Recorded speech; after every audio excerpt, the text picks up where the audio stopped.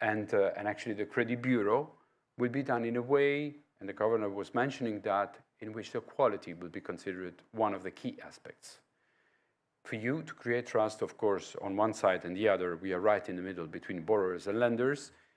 The level of quality to grant good information for the lenders and good information for the borrowers will be key. And this will be protecting both of you, lenders and borrowers. So it is important to have the vision about the fact that the quality will be a key aspect of a credit bureau project. The stability can be granted only when the infrastructures that are building up the financial world are relying on good data. So the very old principle, garbage in, garbage out, is always there. Usage purpose. The credit bureau is not meant to be a marketing tool. It's meant to serve individuals and lenders in general to have a fair and trusted relationship. And once again, the very good point in this respect is that when we talk about the contribution of data, the third pillar, the reciprocity principle, is one of the key aspects that has to be understood. Once again, it's the beginning of a journey. So when we are meeting all of you talking about the contribution, I see that the concerns are more or less the same. I haven't got the full set of data as of day one. How can we do? How can we manage? It's a journey. We will be here to assist you. So at the beginning, of course, there will be a bit of lack of information because we are creating a new standard in the market. And it's normal that the standard, not being present yet, has to be reached out of a bit of activity from your side and from our side. But there will be a level of cooperation in which we will be helping you to run this process and to drive this journey.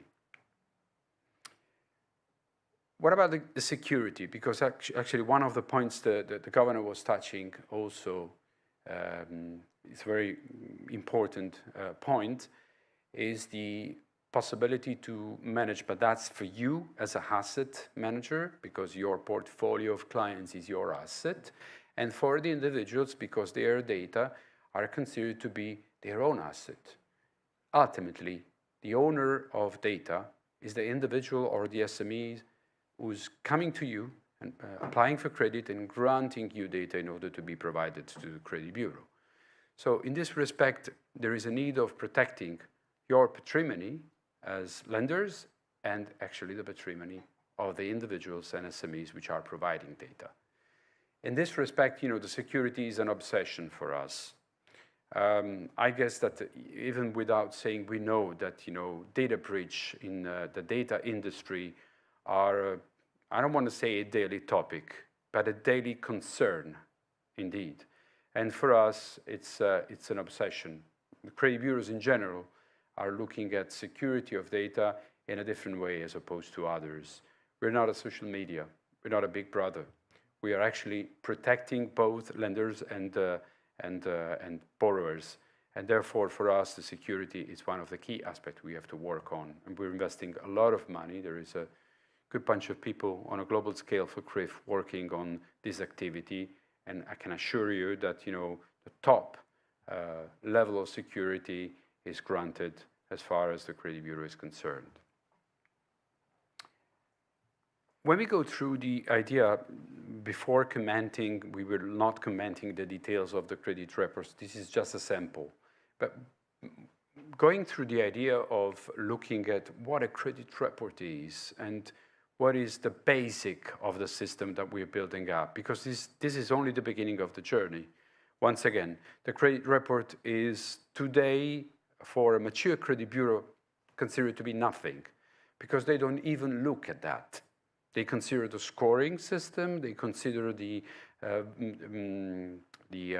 parameters that we are delivering, the variables, they are including the variables in their own systems, and they are creating a level of complexity and sophistication that is not possible as of today, starting the first day of the journey with you.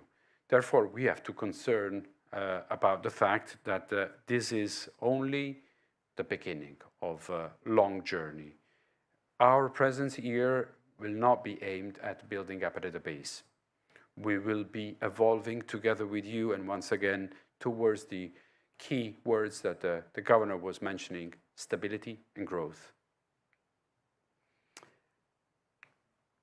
If we want to look at a sort of breakdown of the credit report in order to understand exactly what is a credit report made of, we can look at the score, which is a synthetic indicator, and this will be coming immediately after we will launch the operations. After all of you contributed data, we will build up a score, which will be an objective indicator for all of you, despite the credit initiatives and the credit activity you're doing and the credit policies you're doing.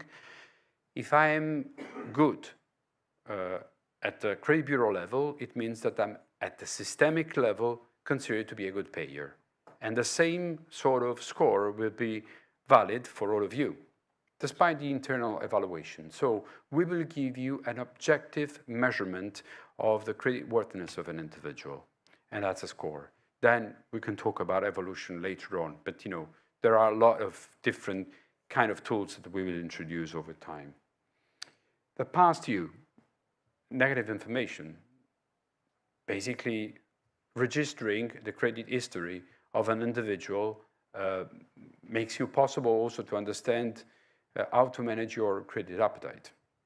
If you're going to be more aggressive or less aggressive, more conservative, and more risk adverse. In this respect, the exposure is telling you which is the level of indebtedness the individual or the SMEs has got, and is giving you a measure of how it is possible to grant additional credit to that individual.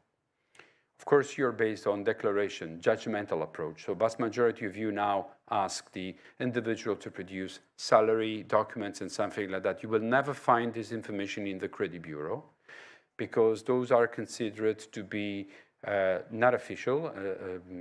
There is the possibility, of course, to introduce additional data sources, and that's why you see extensions.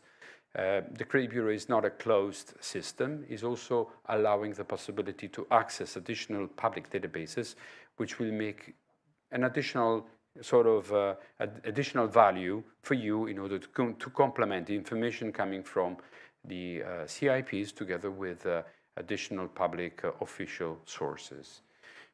But at the beginning, you will not find the exposure of the client as considered one measure of risk as opposed to the salary of the individual.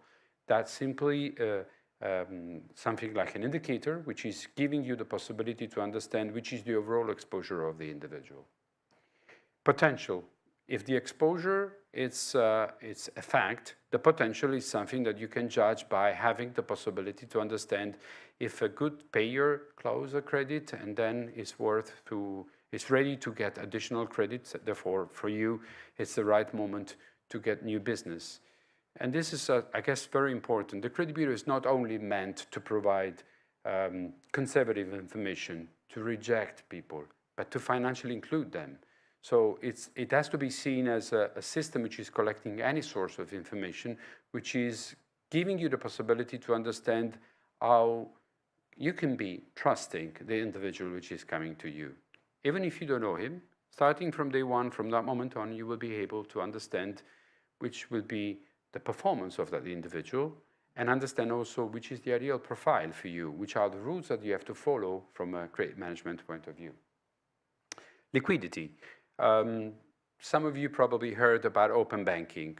I'll make a little bit of a comparison between the open banking and the credit bureau. The liquidity in the credit bureau is meant to be the amount of money that has been used by the individual to repay his debts. Simple as such.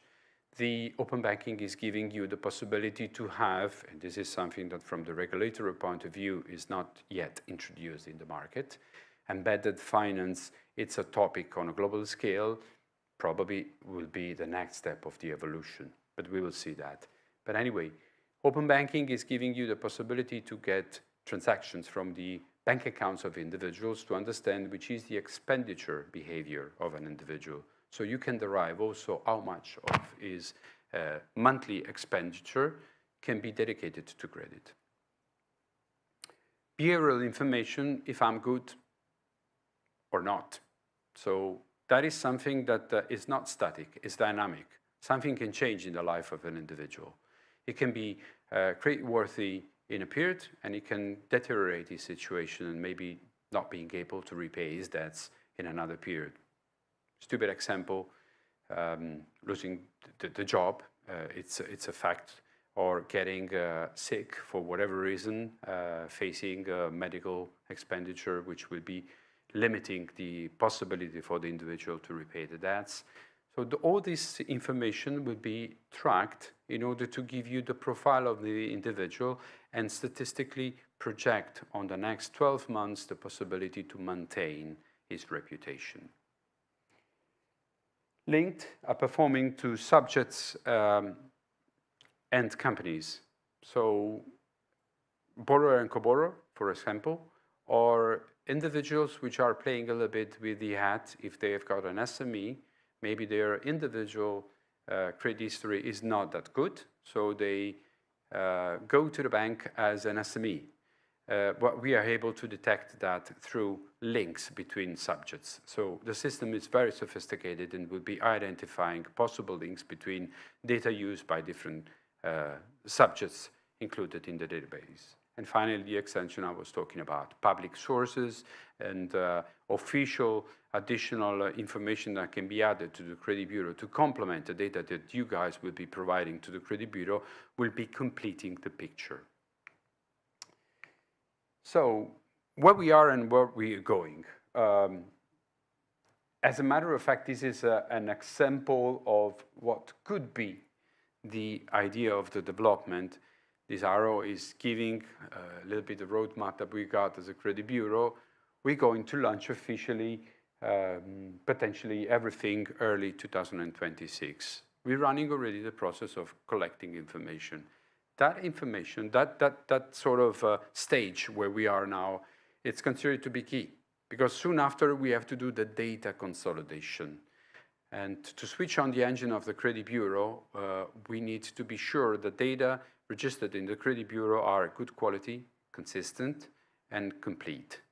In order to grant you, at least when we switch on the engine, an initial stage, because we know that at the beginning we'll not be able to have the maximum level of completeness of information, but a decent number of information which will be allowing you also to get the links between individuals and their credit history over time. So what we are looking at right now is to build up a very solid relationship with the market, to understand and learn from you. We are here precisely for that. Learning from you means being able to provide you the maximum level of value and the evolution of the credit bureau over the years. So the first step is the one that puts a footprint. And I guess this is a very important and key moment for Belize in order to evolve and going through the direction the governor was indicating. Growth and stability. Thank you.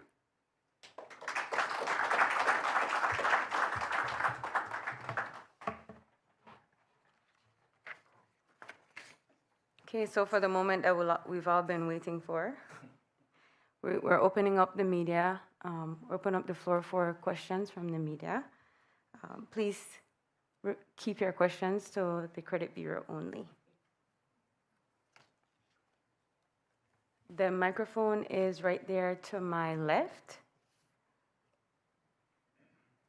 As is customary, please state your name and media house before asking your questions. Thank you. Thank you. Good morning, Paul Lopez, News 5. I only have a few questions.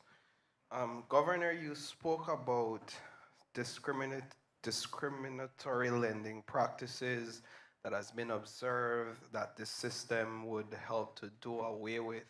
Can you expand perhaps on some of those practices that you've observed over the years? Hey, good morning, Paul.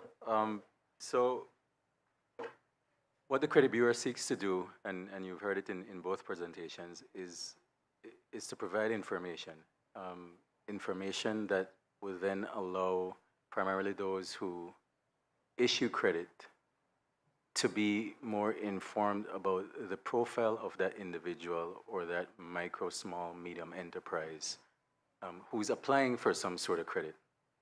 That information then gives that lender some better, well, a much better assessment on what the repayment capacity or credit worthiness is. With that level of information, you are then, or that lender is able to then say, well, your interest rate or the terms of which I construct your loan is now this because you have given me this level of information. Without that information, what typically happens? So, and this is not to single out any financial institution in here, but we tend to have practices that might just say, hey, 8% across the board for all individuals. And then a select few might be able to get something much lower. And there's nothing wrong with prime customers and having prime lending rates, etc. But what makes it reduces that across the tendency by most individuals. I could be somebody who is not at a certain income level, but I have consistently paid my utility. I have consistently financed a loan from a money lender. And I think that across the board lending rate may not be fair to me because I have practiced good borrowing practices and I've shown that I'm a good borrower. So can I get a better lending rate? And this is what we're trying to introduce typically. So just having more information, allowing you to make better judgment, assess creditworthiness for somebody, and then having that engagement, that conversation between you and the lender. So essentially, well, or also we could potentially see cheaper borrowing with the removal of certain risks? Yeah, the credit bureau often exerts downward pressure on average lending rates in every jurisdiction where it's implemented. How does it affect the rates that the central bank establish legally? So, by law, we have the authority to put ceilings on lending rate, and we also can put a floor on deposit rates. So we've not utilized a lending rate cap in years, and I think early on in the establishment of the central bank, we had done some of that, but there's no cap on lending rates. So that market is open to everyone under the Domestic Banking Financial Institutions Act and also under the Credit Union Act. So we haven't employed any sort of a lending rate cap in years. Finally, can we get a more practical explanation on how credit scores work so that we better understand it in numbers and value? What does a lowest credit score look like versus a highest credit score, and what does each mean? Did you start thinking about yourself now? Yeah, of course. Good. Yeah, well, actually, just for a second complementing what properly the governor was addressing, I guess that the main difference is that with other credit bureau, the judgment that a lender does without being finger pointing anybody is based on subjective evaluation. Whilst when you have got a credit bureau up and running, is objective. So that's one of the main differences, and that's going to have also an effect. This is the experience of what we did in other markets. So I'm not talking about the central bank right now, but looking at what we did in other markets, the natural consequence, apart from the financial inclusion, is also a lower level of risk, which implies the fact that the rates will be lower. That's an economic consequence rather than a decision by the central bank. It's what the effect that the credit bureau brings in a market, brings more competition, brings additional possibility to evaluate even underserved people, and brings also as a consequence the fact that being lower the risk, the number of costs that the lender has to bear in order to run the activity of lending money will be lower. So as a consequence, the rates will be lower. But that's what happened in other markets. We'll see, but I'm pretty sure that this will happen here as well. As far as the credit bureau scoring is concerned, we are building up the credit bureau scoring system after the consolidation of the database will be done. I can tell you how it works in other markets. It's an objective measurement, which means it's based on statistical regression. And actually, the methodology that we use is to compute the credit bureau scoring at the moment of the application or at the time of analysis, which means if you're applying for credit, you will get the score at the moment in which you are applying for credit. So the picture will be live. And we'll be telling you as objective measurement, which is the synthesis of the activity that you have been doing with the rest of the market in terms of credit activity, and which will be the probability for you to repay your debts within 12 months, not more than that. So technically, it's the credit bureau scoring is indicating the probability to get 3 or more unpaid arrears within the 12 months after the application date, technically. But as a matter of fact, the scaling will be done at the moment in which we will have the consolidation of the database. And the scaling is exactly what you were asking about, how it looks like a positive one and how it looks like a negative one. Clearly, there will be a distribution between classes of risk, and the discrimination of the so-called cutoff will be done by the bank, not by us. So what happens is that we give the distribution per se, and then there will be the credit appetite of the bank to judge when they have to put the cutoff. It will never be the credit bureau that will be deciding on behalf of the banks. That's an initiative I will leave to the activity lenders will be doing.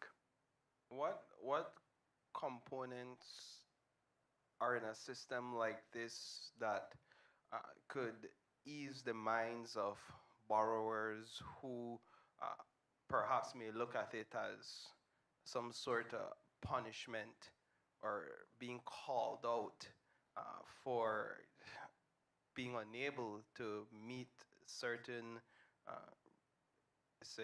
being unable to meet certain payments, for example, especially in marginalized communities? That's a $1 million question, because as a matter of fact, this is, I was saying it's the beginning of a journey. And it is, as a matter of fact. So even for borrowers, they have to learn how to manage their credit reputation. As of today, they manage their credit reputation with a lender only. They don't, probably, it could be possible that someone is paying one lender and is not paying others. This is something that over time cannot be possible anymore, because otherwise you create a damage to your credit reputation. But this is something like an educational path that we need to do as a market, also to the borrowers. So normally what we do is that we create leaflets, and we train also the tellers in order to train people who's applying for credit to do whatever they have to do in order to have a clean profile, let's put it this way. Then it's up to the responsibility. I was talking about responsible lending and responsible borrowing. That's a dream as of today, because it will happen once on one side. The lenders will be educated enough to use in the right way the information coming from the credit bureau. On the other way, the borrowers will understand that if they don't pay something, they will be damaged in terms of reputation. So it's a process, but we will do seminars, we will do leaflets, and ultimately, when the Credit Bureau will have a consolidated database, we can also think about launching customer services, which will allow the individuals to control the credit history. In many countries where we've been working after a period of time when the Credit Bureau was getting to the maturity, this was done. And this will be a part of the possible evolution that we will have in the future. Excellent. Thank you. You're welcome. Just if I could add on that, there are also mechanisms that would deal with past negative information. So let's just say you just graduated out of college or sixth form, whatever, and you're able to get a small loan. You don't want that maybe 15, 20 years ago still impacting your credit score. So CRIF has a methodology for that. I think we're close to finalizing what that will look like, how those negative information will expire, if you will, with some sort of statute of limitations, and how those be incorporated into your score. Because you don't, yes, that's a legitimate concern. So that will be part of our FAQ and part of the sort of educational campaign that will go along with the credit reporting system as we roll out. But another thing to mention on this, the central bank has been for a number of years embarking on a very wide financial inclusion and financial literacy project.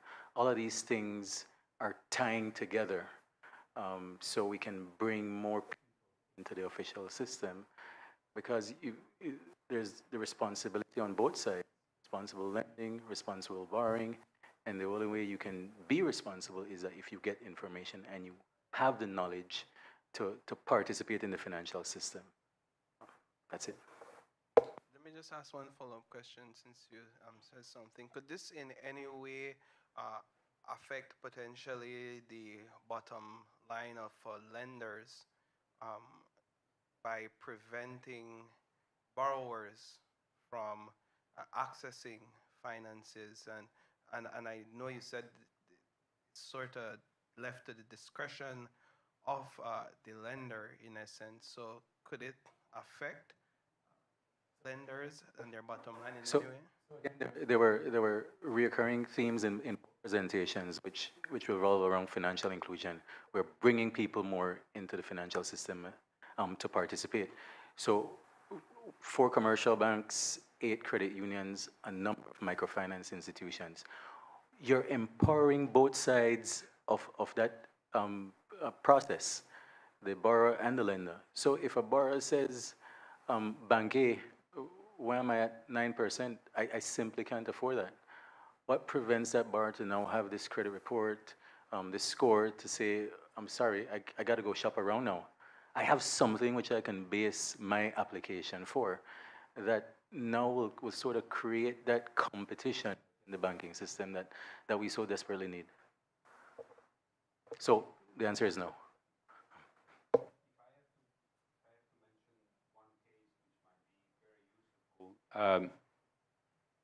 We actually, looking at the experience, when we entered, I'm talking about a market which was huge. Then I will ask Enrico to mention the ratios that we've got for the Caribbean. But let me make an example. When we started opening up the Credit Bureau in Vietnam, 100 million people country, it was only the 5% of the population accessing credit. Today is more than 50% of the population. So yeah, it is possible that somebody will not be able to access the Credit Bureau, but it's not because of the Credit Bureau. It's not because of the system that has been put in place. It's because actually the activity of the bank judged that profile of individual or SMEs was not worth of credit, according to their strategy. This is not because of a system in the background. The system can only help the country to evolve. Well, I mean, yeah, can you hear me? Yeah. As far as the other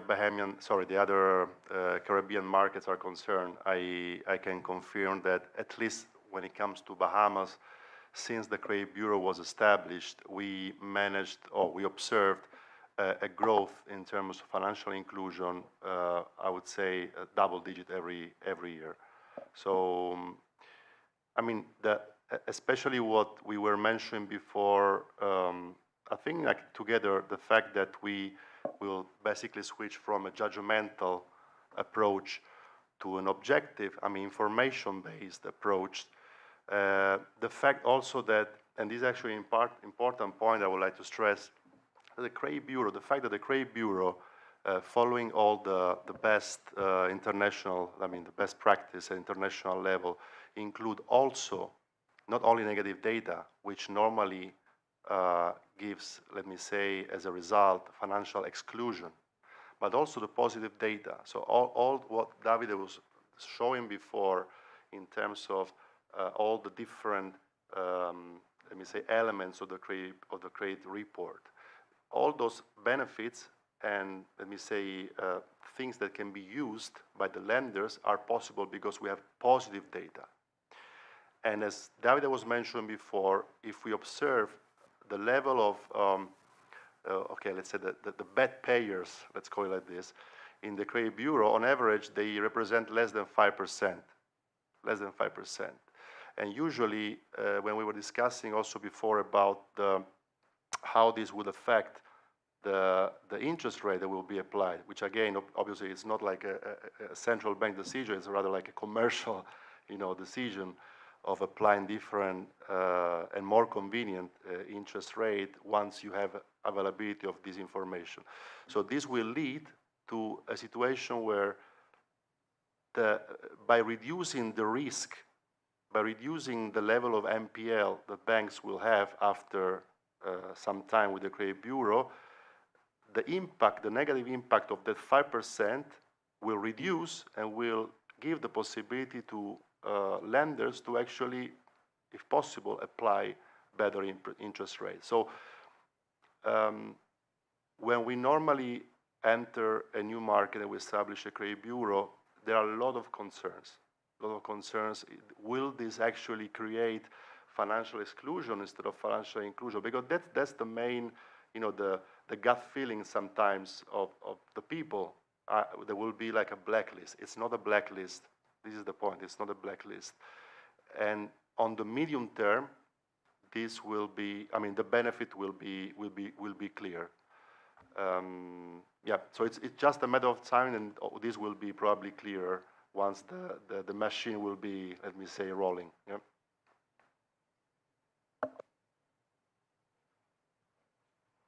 Good morning, Jules Vasquez from 7 News.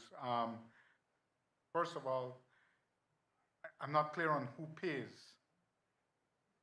Do the institutions pay to access the service? Does the central bank pay? Is it one of these APSS type situations where the central bank front loads the responsibility and then ends up having to shoulder it for the rest of its institutional life? Just a joke, Governor. Careful, Mr. Alario is right there. Please, yes. please ask. Yeah, but so who's paying for the consultancy, the inception, all those stages you showed, and then once it starts operating, who pays as it continues to go? So we tried to ask the central bank if they wanted to pay, but unfortunately, didn't work out. No, I'm kidding. So as a matter of fact, the relation, the commercial relation will be between the Credit Bureau and what we call the credit information provider, so the lenders who will be using the system. So there will be a business relation, which also includes a pricing for accessing the Credit Bureau. But I'm sorry to interrupt. No, go on. But is subscription to it mandatory? Well, the only thing which is mandatory at the moment is, or at the moment in general, is to submit the data, and that has no cost at all. So what all the CIPs are, I mean, the mandated CIPs are required to do is to submit data monthly about their customers, which will be uploaded in our database and available for everybody, I mean, for all the lenders to be used by pulling a credit report. And this is obviously, this doesn't bear any cost. The cost will be in case when hopefully as many as possible lenders will start using the credit bureau. What is if I may interrupt you again, sorry. What you said, you cited the Bahamas example. What is the average subscription or uptake rate? Well, in the Bahamas, well, there is like I would say, it's a complex matrix. What we apply in the Bahamas is basically what we apply pretty much all over the world, and it's based on best practice, which were also shared by the World Bank. And it basically works in a way that lenders who is using the system, they pay, let's say, the more they use, the less they pay. So it's normally based on a sliding scale. So the more reports they pull, the less they pay. You mentioned Bahamas, and I think it's a good point because Bahamas, from a, let me say, like a countryside size point of view, is similar to Belize. Right. And David was mentioning before other markets where we are present that actually are much, much bigger with like hundreds of millions of people. So obviously, actually the definition of a pricing at the moment when we enter a market is the outcome of a very, let me say, complex. I think you misunderstood the question. I'll let you try to answer it so that I could find out your business. But the question I was asking, if there are, in Bahamas, if there are 100 lenders, how many have subscribed? Okay, sorry. Of uptake in the sector. Sorry, I thought you meant the pricing. Yes, so that's where no. All the banks in our all the banks and credit unions are already using the credit bureau, and the money lenders are also. I need to actually check what's the percentage, but a good percentage of money lenders too. And we are currently onboarding also utilities and telcos. So I would say vast majority of the market is using the credit bureau. If I may complement just one thing, once the credit bureau project is launched in a country, I'm not referring to Belize or to Bahamas or to Jamaica or other Caribbean markets, but in general, who's staying out has got a competitive disadvantage. Because basically what happens is that the vast majority of those ones who understand that a company has no possibility to double check the global picture, even the bad payers will go there. So there is a sort of common beneficial agreement in accessing the credit bureau despite the matter of mandatory or not mandatory, because in some countries we started the business without any law, because not always the regulation is the same. So in some very smart countries, and I guess that, you know, what the central bank did here was smart to set up a credit bureau and actually also a law which was granting the environment from the legal point of view. Not in all the countries is like that. But even in those countries, when we started the credit bureau, there was a sort of self-influencing process. The more they were accessing, the more those ones who were out were penalized, because they were getting, I don't want to say the rubbish, but more or less, you know, those ones who were not worth a credit were going, because of the fact that they knew that they would not detect their bad payments, to those institutions where there was no possibility to have the global picture. So it's a sort of, that's why we talk about a project and not a product. It's something that has to touch base the pillars of the infrastructure of the market itself. if it's done that way, that would be beneficial for everybody. For those ones who will be out, it would be an issue on the long run. And you just asked me before about how many lenders are using the credit bureau in Bahamas. That's actually one important information, I think, and relevant in this case, which is who were the first one who actually started using the credit bureau, which is actually interesting to know. And those banks were the regional banks. I mean, RBC, Scotiabank, CIBC. Why? Because those banks are already using and know perfectly the benefits of credit bureaus in other markets where the credit bureau was already established. So the moment the credit bureau arrived to Bahamas, they were the first one who wanted to use it as much as possible. So they were actually using the credit bureau on all of their credit applications. Now, we know that although Belize is a small and in the global scheme perhaps not very significant, or what Mr. Trump would call a SH country, if you can unravel that, all data has value. There are 400,000 data points here in Belize. Who owns the data? Will you be selling the data in other areas, other countries? Will my credit score in Belize be known in Mexico, the United States, etc.? Is it available for someone to buy? How does that proprietary system work?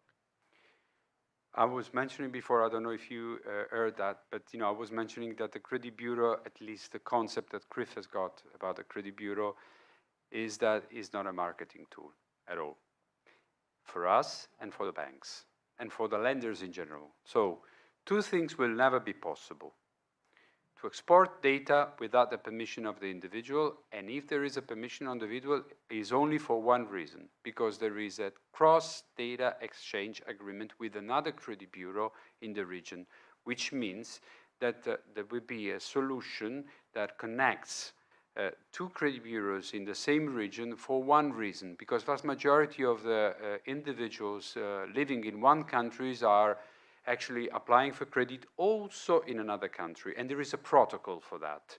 They have to contribute information, so it's like expanding the borders of the country. But there would be the same reciprocity principle. If you want to get information, then you have to provide information.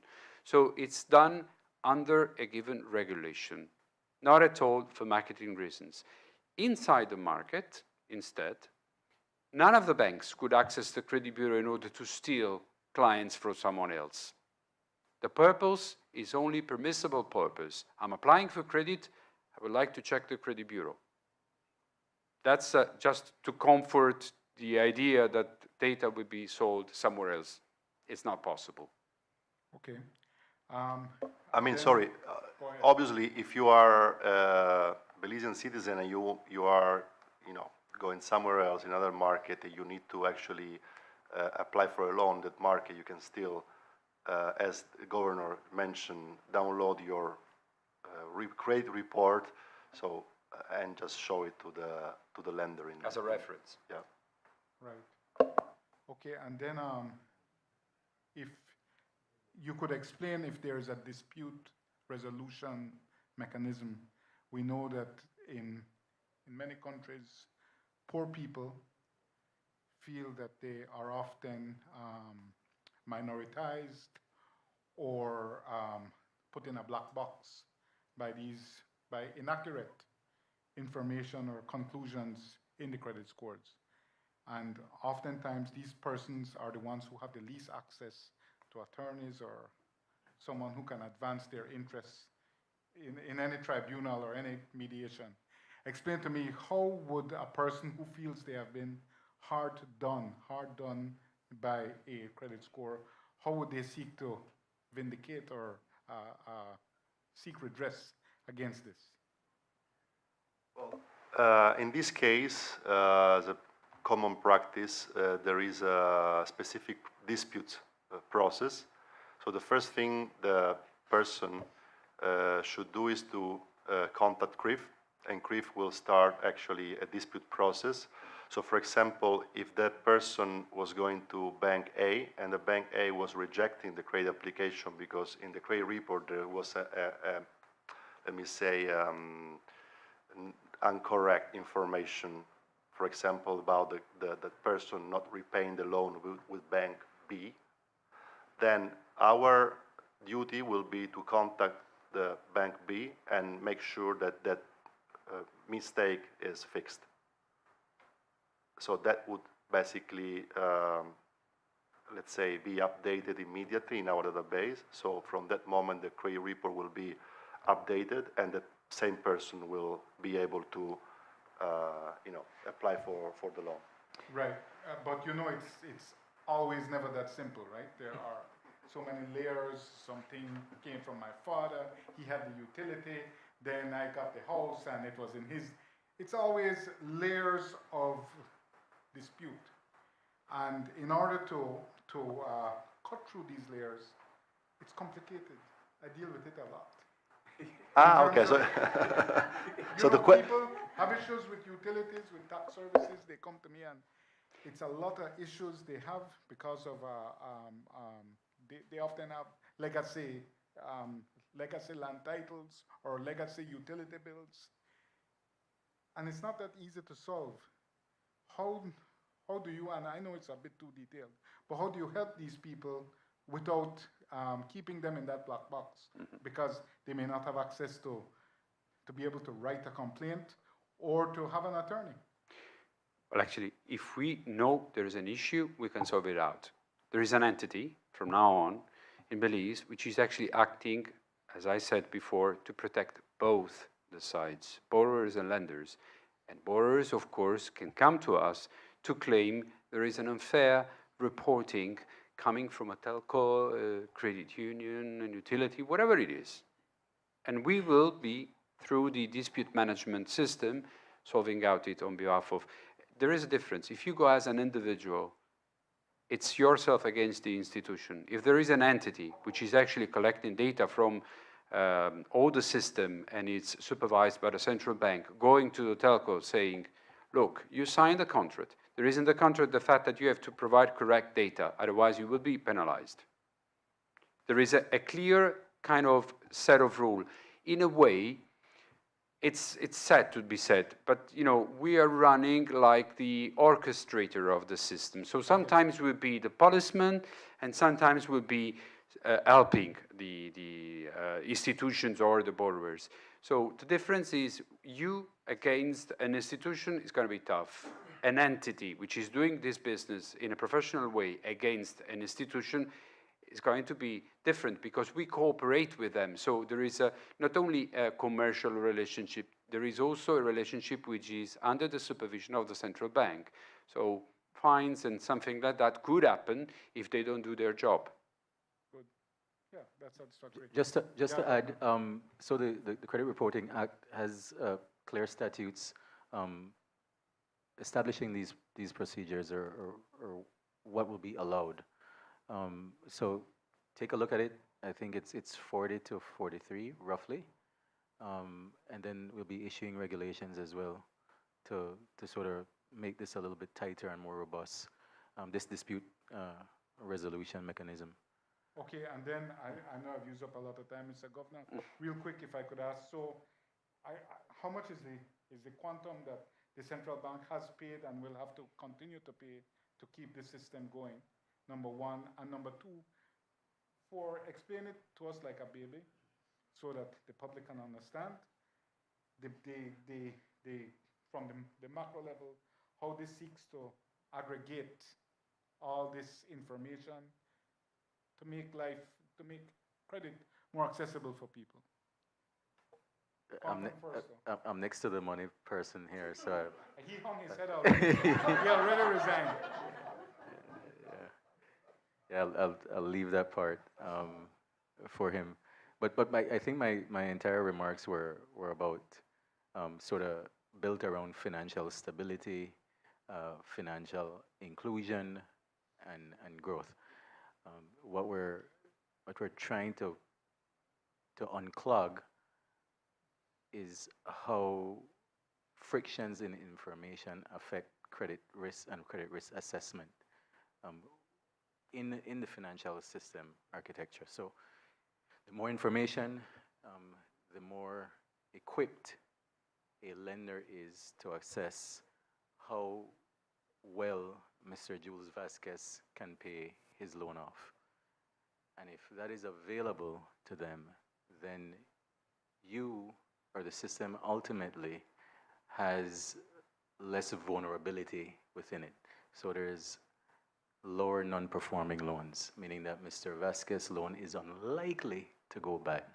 Non-performing loans for the regulator, huge issue, because that is what can eventually lead to bring down the system.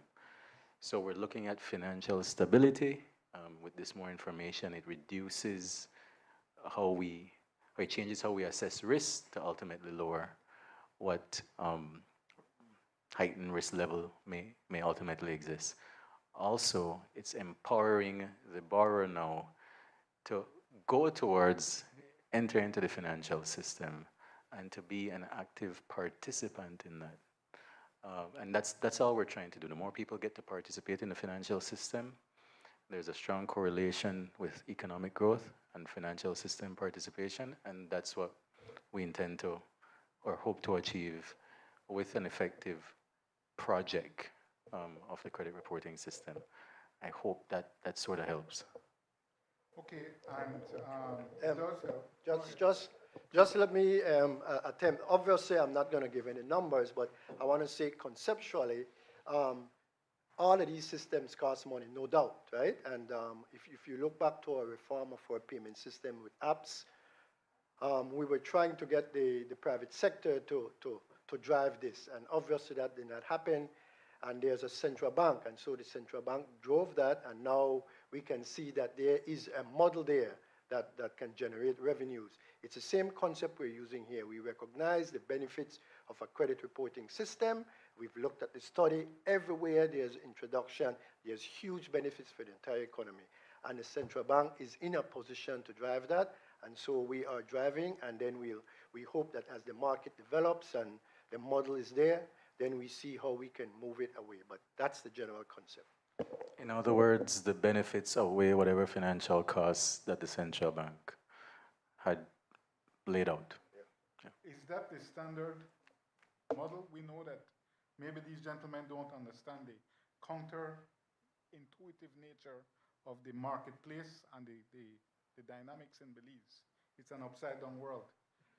And you know what? Obviously, it should be in the bank's interest. I'm sorry, my hand is going that way. Obviously, it should be in the bank's interest to have these systems and the money lenders. It is hard for people to agree on many things in Belize and hard for them to move forward with it. I'm just asking, in Bahamas, for example, is it the central bank that retained you all, or is it the commercial banks? Before you guys answer, let me just say, Mr. Vasquez, I think the third or fourth slide from CRIF showed the vast number of countries that CRIF has a presence in. I would argue with you, till thy kingdom come, that those countries, some of them, are far worse than what you describe as our upside-down countries. So these guys have experience all over. And so I'll hand it over. Speak in the main, in general, in the main, what happens? Actually, I'll leave then Enrico, based on his own experience, to comment on this. But we can mention some extremes, right? We can go from vast majority of the cases, central banks are willing to have a credit reporting system. And actually, in a few days, we will be at the Credit Bureau World Conference in Cancun next week on Monday. And actually, I will be a panelist in order to explain the difference between the credit registries, so the central credit registry, the institution which is collecting within the central bank the data in order to do micro and macro prudential oversight of the system for systemic risk evaluation, and what is the Credit Bureau doing. Vast majority of the cases, especially in undeveloped countries, and Belize is not among them, believe me. I guess the governor, unfortunately, is right. Vast majority of the countries considered to be undeveloped have got a central registry which is providing data to lenders with no systems, no protection of data, no quality checks, no score, no value-added services. But still, they think they are doing well. And at the same time, they realized they had a need of a credit bureau, even if with that credit bureau they were fighting at the beginning. Because the matter of keeping the power on data, it's something that scares people. We are not keeping the ownership of data. We are managing data. There is a huge difference. We are not doing that for any of the reasons that can be identified as political reasons or whatever. It is actually an infrastructure which is supporting the financial stability and growth. That's a piece, a small ring, but a key piece of the development of a country, wherever we have been. And I would say that a good bunch of banks, central banks, in the countries that you were looking at in the map, instead did something different, said, we cannot do the business you guys do. You have to do it. We will give you the license for doing it. Because we need an institution which is doing that professionally. So they became the first sponsor of us. And thanks to the collaboration with the central bank, which is key, we started creating more and more value over time. Of course, it's, as I said, it's a journey, so we don't have to expect that we switch on the engine and everything goes in a different direction. It's something that we have to build up together. We have got the experience of doing it, and then we will try to run the roadmap in the right way. But as a matter of fact, we need the collaboration of all the stakeholders at the market level, the central bank, borrowers, and lenders in general. Okay, and then finally from me, Mr. Governor, shouldn't this go hand in hand with an education campaign? I'm sure it will, but I'm saying that I don't think Belizeans really understand how credit score works. A lot of us still live by the biblical virtue of neither a borrower nor a lender be. However, as my experience with these systems in the US is that the more you owe and the more you can service it reliably over a period of time, your rating goes up. So you have a lot of people, for example, who are fond of paying off their credit card monthly. A great practice, but this system, or the ones I'm familiar with, rewards people who who just pay the minimum or whatever, don't pay off everything on their credit card. So will there be an educational component to explain to people how to, not to game the system, because you can't game the banks, but how to more effectively harness this tool? Yeah, I don't think your understanding of the methodology to arrive at a score is accurate. I'm sure it isn't. I need education as well. David, in his presentation, looked at some of the I guess, parameters, some of the key variables that would be in your score, and then attempted to explain how, well, it's a mathematical statistical regression formula that's used to arrive at the score. So it eliminates that bias to game the system. That's what he was trying to explain. But yes. We don't know what mathematical. I heard it, but I don't know what mathematical regression means. Yeah.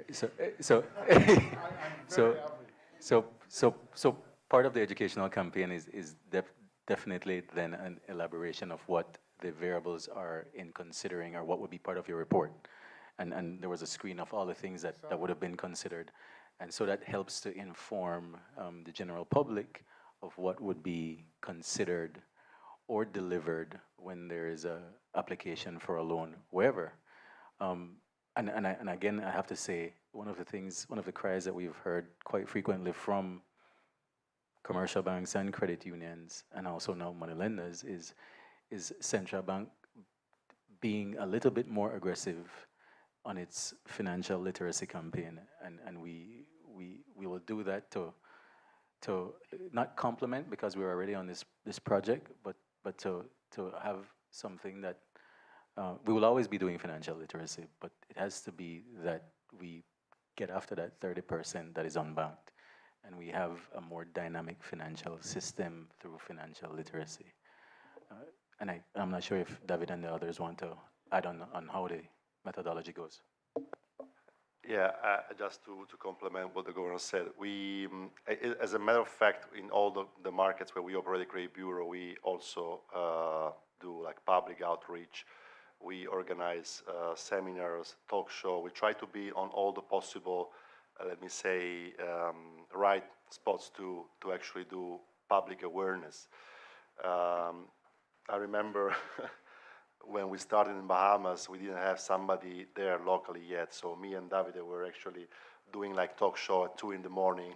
During the COVID. That's why we could not travel, and we were compelled. Yeah, yeah. So this will be part of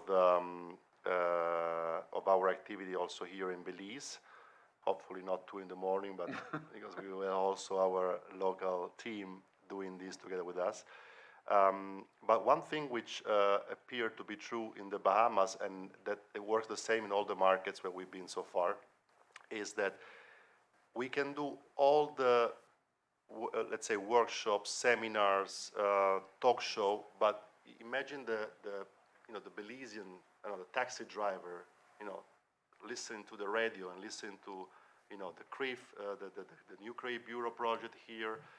He's just like, he's just hearing something, and he will forget the second after. Yeah. So in our experience, the real, it's like when you do like online shopping, you need to create the right, point of sales to actually conquer that customer. So in the right process, in the digital process.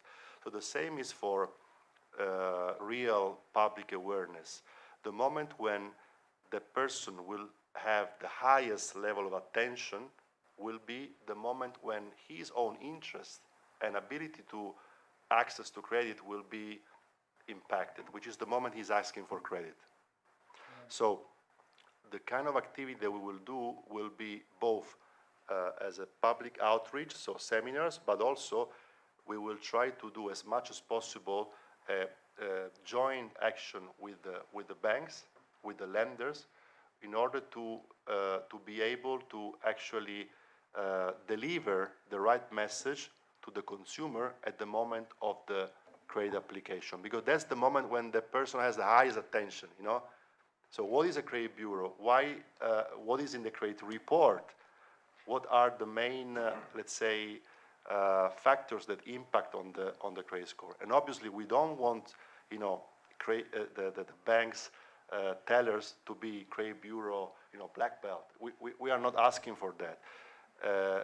At the moment when the consumer needs additional information, obviously they can be redirected to us, and we will be more than happy to give additional information and do more public awareness on the credit bureau topic. Yeah. There is one case, if I can just mentioning something which is, I promise I will not talk about statistics and mathematics.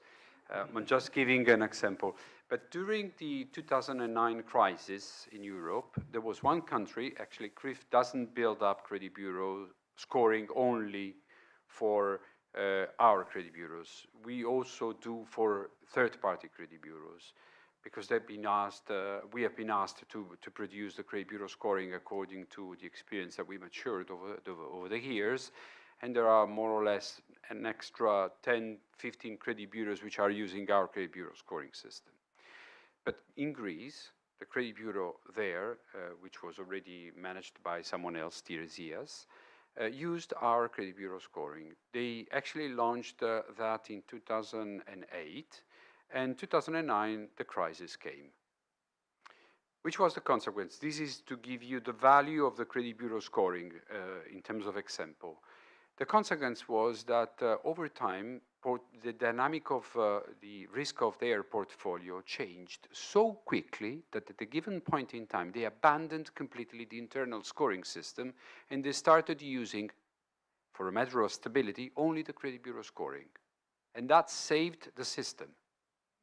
So what I'm presenting now is an extreme, because that was during a crisis period. That was something that was done on purpose in order to save the risk of banks during a very exceptional moment. But that gives you the measure of how having an objective tool at the market level will be considered a value over time. Because the stability of the credit bureau scoring is given by the fact that we will never consider the credit policies of all the lenders. We will only consider facts as objective as possible. And this will give the measure of how individuals also during a crisis were able to apply for credit and get credit if they were considered good payers, thanks to the credit bureau scoring.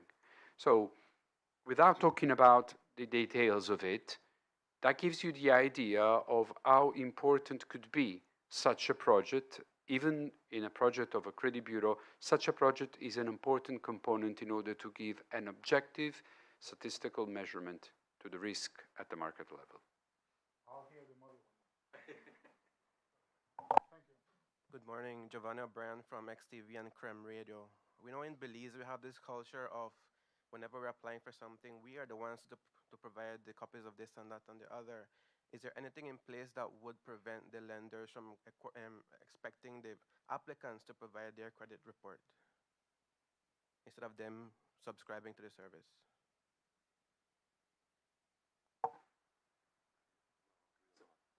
I didn't get the question in full, sorry about that. So instead of the lending institution subscribing to the credit system, they expect the applicants of a loan or whatever it is to be the ones to provide their own credit report. Oh, okay. That gives me the possibility to make a clear explanation about the difference between, because what you're talking about is the US system. That doesn't work for us the same way. Because actually, I was already mentioning the fact that the credit scoring and the credit report will be created and generated at the time of application, but not by the individual. So the individual cannot go around with a credit license by saying, I'm good, I'm good, I'm good, because that's valid for the moment in which it produces at time of analysis, but it's not valid forever. So the day after he produced the credit report by asking, as the governor was saying, once a year, he could go with that, but that doesn't give him the right to go there and to object to the lender. Look, I'm reported as good. You're telling me I'm bad. What's the problem? Because the system that the lenders will be using will go at the time of the application to the credit bureau. So the level of information he will get, the lender will get at that moment in time, will be the proven fact that he's a good payer or not. Cannot be possible to go there and, but I give you also an extra element. Normally, lenders, when they get used to have the credit report, will put the synthetic measurement, the scoring, or the key elements of the credit report in their own systems to generate a decision which goes yes, no, referral. So that's not something that the individual can do on behalf of the lender. That's a right of the lender to judge if he can grant credit to someone or not. What if the lender accepts that? I'm saying that instead of they paying for the service, they rather the applicants provide their own report. I mean, not all the institutions here follow the book. Where do they get the report, their own report? From the applicants, if they choose, well, you said that. Yeah, but where the applicant is getting the report? Well, aren't we able to access our own credit score? Once again, the point is that the policies of lenders will be giving them the right to access the credit bureau at the time of application in order to check if the information that the consumer or the SMEs is reporting there is still valid or not. So the credit report is not lasting forever. It's not a credit license. It's something that lasts for the moment in which you ask it, unless something changed in your credit history. But that has to be checked by the lender. It's legitimate. David, let me ask maybe differently. If there's ever a need where the borrower needs to present No. the credit No. report, what's the position? There is no need to report their own credit report exactly for the reason I was explaining, because through the system, the lender will be allowed to access, because of the permissible purpose of the applicant, to the credit bureau with the data of the applicant at time of application. So that's a live check inquiry, which will be done by the lender in order to grant credit and decide about granting credit according to his own policies. But you're speaking on those that are subscribed to the service. What about the lenders that don't? And they would be the one who would still accept or you providing your own report. That's what I meant. Oh, okay, you can do that, but but still, it's a matter of decision of the bank if accepting or not. I would never do that. As you know, with the culture of the credit managers we've got in terms of CRIF, we would never do that, because who knows if in the meanwhile that you reported that information, you went for shopping asking credit to 10 different institutions. How can you rely on that? That is not reported. If you go live to the system, that will be done. So this might be the moment in which the institution will understand that they have to join the credit bureau. And then, Governor, you mentioned that some institutions are not mandatory to share their data, towards the system. Are you able to say if they have been approached, and if so, which ones have agreed and which ones have decided not to participate? So I think we've had robust consultation sessions. I'll probably hand it over to Keisha or manager to say where we are with that. So the mandatory credit information providers are the domestic banks, the credit unions, and the money lenders. And the non-mandatory are the utility companies, the electric companies, DFC, and other type of borrowers, other type of institutions that lend. So we've had consultation with all the public utility companies, the insurance companies, and whatever company provides some type of lending, we've had consultation with them. And like we said, it's non-mandatory, but once the credit bureau is in place, then they will see how it can benefit them to provide information to the credit bureau. Because the only way you can get information on a customer is if you provide information, so you can get information on that person. But can you say if any have agreed to submit data? Well, it's the non-mandatory. Yeah. Go ahead, Keisha.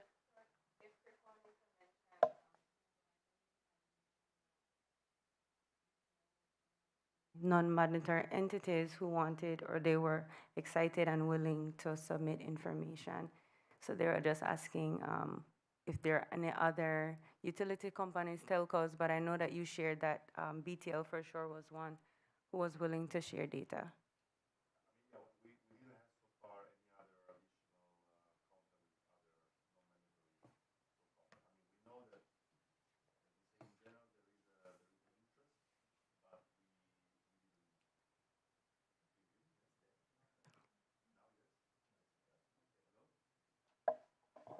All right, thanks. Somebody was boycotting me. So as I said, we didn't have any other additional contact with non-mandatory, let's say, CIPs. But we are planning actually to start soon. Yeah, just to add to that, it will be phased in, so they're onboarding credit lending institutions first, and then they would attack or get on board the utility companies later. So just a quick thing to add, right? That's the reason why they are non-mandatory. But the hope is that once they see the benefits of the system, then they realize that for them to get information from the system, then they should join and will join, we believe, in the long run. Okay, thank you. Lady, gentlemen, good morning. So, in retrospect to this entire conversation, what Belizeans, the consumers, are hearing is technically another fee added on to their daily operations or weekly or monthly operations when it comes to accessing future credit. Yes? No? Love FM, Raphael Roberts. No. No. No. So when they go and access a loan or so forth, they don't have to pay for that credit report to be submitted to their future creditor. Yes? No? Well, Yes? No? Sorry. well, I wish, you know, I won't say, I won't put Mr. Alario on the spot, but banks tend to find some way of pricing and credit unions pricing service. What is the intention here is, Intention, yeah, not enforcement or yeah, it's just intentions. yeah. So ultimately, it will be negligible if there's anything that is attached or none at all. And I asked this question because you brought up an important, Governor, you said that there's a 30% additional persons that are not banking and you want to try to squish that as much as possible. This would be another primary example of why people choose not to bank because it's always a layer of payments, fees. Like for instance, having with a said bank, bank with multiple, you actually have a fee if you don't use that account for a certain amount of time. So if you're not using the service, why are you still charged for it? You understand? So this is where that gap of 30% of the populations could not be using banking. You understand? So again, the fees. Yo, excellent point. We understand what the barriers are, and we're trying to address that in our financial literacy project. There are numerous from infrastructure, telecommunications infrastructure, that's a huge one. AML CFT, which is a requirement of the outside world on our country. Of course, fees play a role as well, but financial literacy, having knowledge is also a big part of that. And how we formalize our economy away or reduce the size of our informal economy, that's another huge part. We all know that a big portion of our society still engages in cash and find it a lot more comfortable to engage in cash. So there are many reasons for this. Right. If I can complement, you know, I'm not talking about Belize because, you know, I haven't got a crystal ball. So unfortunately, because okay. otherwise it would have been much easier. That's okay. But I can tell you what happened in other markets. The portion of the population which was not allowed to access credit actually has been introduced in the banking sector, but not only the banking, the lending sector, thanks to the fact that they have been able to be considered like reliable in terms of behavior, okay? And over time, it's not black and white, it's not yes and no, but over time, the system changes and goes towards a direction in which the rates will go down. The access to credit will be easier, and people who has got a possibility to demonstrate that they're regularly paying, for example, the telco bill or the utility bill, will be considered to be eligible for credit. Then at that point in time, their condition as individual will change because thanks to credit, they will evolve their position. And as a matter of fact, they will improve their position. Don't think about only one side. Also think about the other side. The people that actually has got the right to access credit but hasn't got the means to access credit will be allowed to do thanks to the fact that they will be able to be considered worth the credit, because it's a matter of behavior. It's not a matter of how can you pay, because you know the little you can pay, but actually you will be worth the credit if you have got a behavior which demonstrates that you're worth the credit. And that comes to my next point. We're looking at the largest model that there is, the United States. They have credit system. Belize is now moving to that direction. For all of the newcomers, high schoolers, you know, finishing up and jumping into corporate Belize, how will this accommodate them? Because according to the United States credit system, if you have no credit system, you have no lending power, you have no renting ability, you have no access to a credit card. How does this help? US is one model. One, but Belize in a whole tends to But subject itself to that that's model. fine, but the model we are applying is not a US-based one. Actually, what we are doing is what we did in many different countries, despite the fact that we did in Europe, what we did even in Asia, in Africa. So it's not limited to one single geography, it's a concept. And the concept that we are applying actually is going towards the direction of saying, if you're accessing credit, and you will be considered right. There is also the rule in the systems where we are working that if you haven't got credit, you might be considered not worth a credit. This is up to the banks, up to the lenders. This is not up to the credit bureau to decide, as I was saying before. But, and there is a but, if you're once again are able to demonstrate, and this is an evidence coming from all the markets where we developed credit bureaus, if you are able to demonstrate that you're worth a credit, you will be accepted by the lending market itself. So it's just a matter of creating a reputation over time. One thing, I was talking about the license to credit, which is basically a US concept. This will not be applied here. There is also another reason for that. If you go to US, for example, and you've got your score, and you score A, you're good for credit. Yeah, 800. Yeah, but that lasts for the moment in which you compute. And instead you go around by saying, I'm a good scorer, so I can be worth a credit. That's not going to be something that will happen here, not because we don't want to, but because the model that we are applying will be granting the possibility for people to access credit and to be judged at the moment in which they are applying for credit.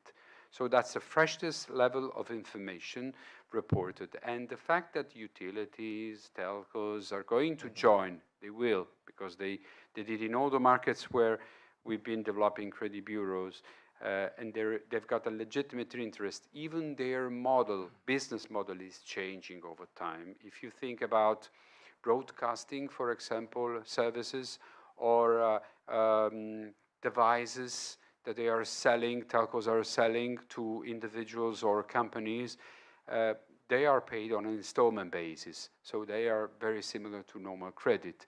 So this is changing a little bit. There is an interest from their point of view to enter the credit bureau in order to understand whom to grant credit or not. Yeah, because, and I'm asking these questions because this is the youth population. As a former youth officer, I'm looking out for the best interest of what I've served, this has been always a situation. Youth cannot access a job because they don't have the experience. So how will they be able to develop that? Same question applies to this. How will they be able to access credit if they don't have credit and nobody wants to give them credit? You understand? So, I mean, you can't born with X amount of experience and you will not be able to born with a credit score or a credit. Okay, you have to build towards it, right? So that's why I asked the question. Also, when it comes to the highly illegal renting that is happening in the country where security deposits and so forth are asked, will that be able to quell this 1945 law finally be updated, and will this be able to charter a new way for renters? Because it is illegal technically to ask for a security deposit and or future payment without, so will this quell that situation, a part of the credit system? Sir. Can I Yeah. sorry, Go thing. ahead. Can I answer with one question? How it is possible in a market in which, at the beginning, when we started the credit bureau, the lenders were not making inquiries to the credit bureau because they said, we don't need it. We can give money to those ones who bring gold to us as a guarantee. How it is possible that today the 60% of the population accesses credit? Well, because I mean, they had no reputation at the beginning. Right, and that's what I'm saying, because you're looking at the system from an entire, the perspective of every single Belizean, and not just for the ones who already have 2 years, 3 years, 4 years working experience, who already borrowed a loan, who already vested in that era. You're looking at the get-go of quelling that 30% gap for banking. You're looking at the new generations, youth that are coming up. Correct. And you're also looking at the key word there that the governor said was consumer protection. That's what you're looking at. One simple answer. If I'm an 18 years old guy and I would like to get credit, I can have a guarantor. Simple. I can have a co-borrower. I can demonstrate that anyway I've got a mobile and I had the possibility to pay my bills. Then that's the beginning of the story. Of course, little by little. I mean, the credit you're allowed to access to will be bigger and bigger as long as you go. Because if you build up your reputation over time and you will pay the small amount, then you will pay a little bit bigger amount, and then you can get to the mortgage, because then maybe you will get a job and you will be able to repay your debts in a proper way, demonstrating that regardless the fact that you had a salary, you were responsible. It's the profile that counts. It's not only the basis of the salary, because at the beginning, to enter, you need an help. And that's no doubts. At the beginning, you need an help. Yes. But that's what happens in all the markets where people which has no right to access credit at the beginning, they will be accessing credit this way. Excellent, thank you. Thank you. I think we can wrap up. Thank you so much for your stimulating questions. I would like to turn the floor over now to the Manager of Supervision to provide the closing remarks.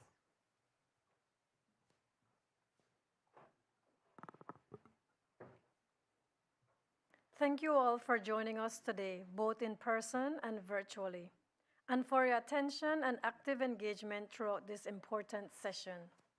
As we reflect on the journey that commenced in 2014, it is clear that the establishment of Belize's credit reporting system represents a pivotal milestone in the transformation of Belize's financial infrastructure.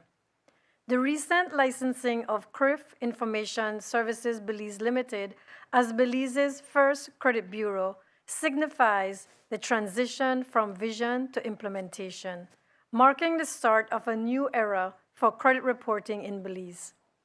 This initiative will bring about far-reaching benefits to both individuals and businesses by enhancing transparency, improving access to credit, and fostering responsible lending practices, ultimately empowering consumers and financial institutions. This achievement is the result of sustained collaboration and commitment. The Government of Belize, Central Bank, financial institutions, and local and international partners have all played instrumental roles in shaping a robust legal and institutional framework that supports the effective operation of the credit reporting system and the licensing of a reputable credit bureau.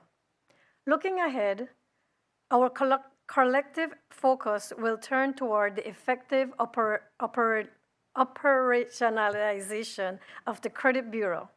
In the coming months, we will work closely with the credit bureau, credit information providers, and other stakeholders to ensure a smooth onboarding process, upholding high standards for data quality and reliability, and integrate credit reporting seamlessly into lending practices.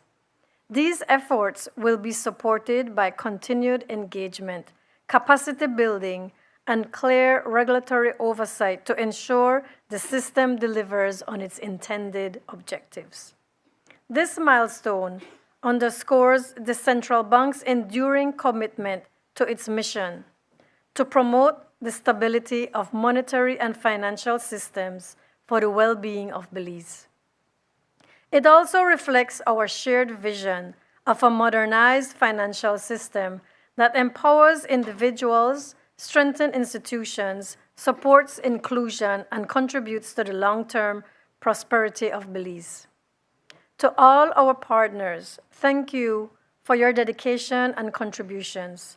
Let us move forward with confidence, united in purpose, and determined to build a financial system that serves every Belizean. Together, we are not just building infrastructure, we are building trust, opportunity, and prosperity. Thank you once again for your participation and commitment. With that, I formally close today's session. Thank you.